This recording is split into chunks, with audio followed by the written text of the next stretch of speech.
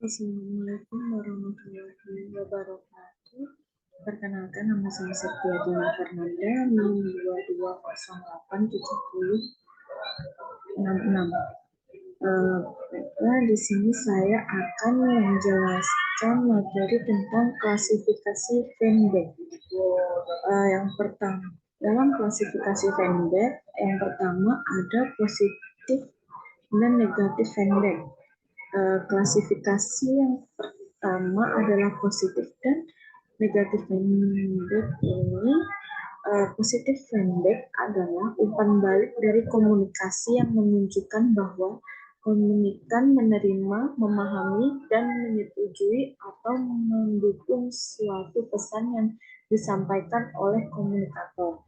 Sedangkan negatif Venn-Diag adalah hal yang berkebalikan dengan positif Venn-Diag. Selanjutnya ada neutral Venn-Diag dan zero Venn-Diag. Pada klasifikasi ini, komunikator akan sulit untuk menentukan tindak lanjut setelah Venn-Diag didapatkan. Hal ini karena neutral Venn-Diag dan zero Venn-Diag sulit untuk diambil kesimpulannya. Selanjutnya ada internal Venn-Diag dan external Venn-Diag. Klasifikasi ketiga adalah internal Venn-Diag dan external Venn-Diag. Internal Venn-Diag sendiri adalah umpan balik yang jika sumbernya berasal dari komunikator itu sendiri. Misalnya komunikator tersebut menyampaikan sesuatu, namun kemudian komunikator meralat penyampaian sesuatu tersebut karena komunikator menyadari adanya kesalahan.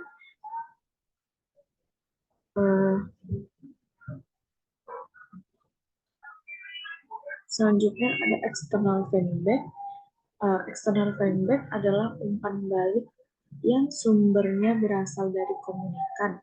Hal ini sangat wajar terjadi dalam proses komunikasi yang berlangsung dua arah, tentu saja antara komunikator dengan komunikannya. Selanjutnya ada verbal Venn-Diag dan non-verbal Venn-Diag.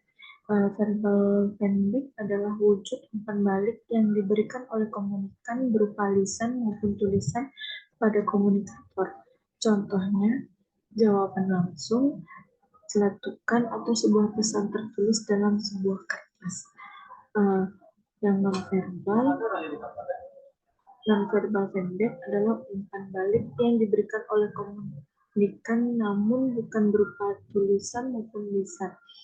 Venn-Diag tersebut berwujud seperti gerak-gerik, ekspresi wajah, gerakan kepala, cara duduk, isyarat tangan, maupun hal-hal lainnya yang sejenis. Selanjutnya ada immediate Venn-Diag dan Dialog Venn-Diag. Immediate Venn-Diag adalah umpan balik yang diberikan secara langsung saat komunikasi sedang berlangsung. Sedangkan Dialog Venn-Diag adalah umpan balik yang diberikan setelah komunikasi selesai dan biasanya ada rentang waktu yang cukup panjang. Selanjutnya ada fungsi Venn-Diag ekstrinsik. Umpan balik ekstrinsik merupakan umpan balik dari faktor luar berupa masukan tambahan yang mempunyai peran yang penting. Pembimbing ataupun guru memberikan informasi yang bersifat khusus dalam pembelajaran secara praktik. Misalnya alat-alat bantu, audio, ataupun visual, koreksi, nilai, serta contoh nyata dari pembimbing, sehingga anak dapat secara langsung melihat gerakan motorik yang benar dan dapat dipraktekkan secara langsung. Tujuannya agar anak tidak kehilangan arah karena anak merasa dibimbing dan dididik langsung. Pembimbing tidak hanya boleh puas melihat umpan balik intrinsik anak, akan tetapi harus dimunculkan dengan dipancing, ditambahkan, dikoreksi, disempurnakan dengan masukan umpan balik ekstrinsik. Selanjutnya ada program pendek. Program pendek dalam pembelajaran sangat penting untuk memberikan umpan balik yang efektif kepada peserta didik. Berikut ada beberapa langkah untuk mengembangkan program umpan balik dalam pembelajaran. Yang pertama ada tujuan yang jelas. Tentukan tujuan program umpan balik Anda. Apakah ingin mengukur pemahaman siswa, mengidentifikasi area yang perlu diperbaiki, atau memberikan pengarahan atas prestasi mereka.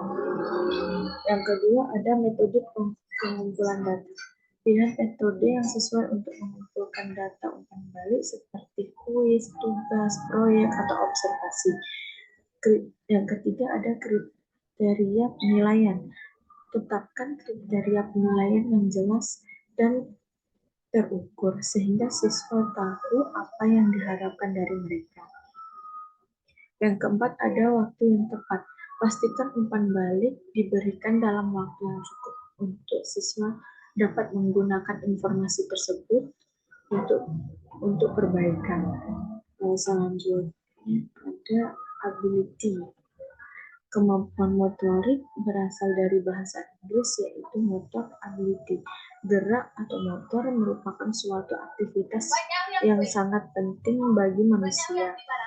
Karena dengan gerak atau motor, manusia dapat meraih sesuatu yang menjadi harapannya. Menurut Yusufi 2016, motor ability adalah kemampuan yang dimiliki seseorang sejak kecil dari masa kanak-kanak yang berkembang seiring dengan perkembangan dan pertumbuhan. Selanjutnya ada pengaruh usia terhadap keterampilan motorik. Menurut Awi Muhadi Wijaya 2009, masa kecil sering disebut sebagai saat ideal untuk mempelajari keterampilan motorik dengan alasan sebagai berikut. 1.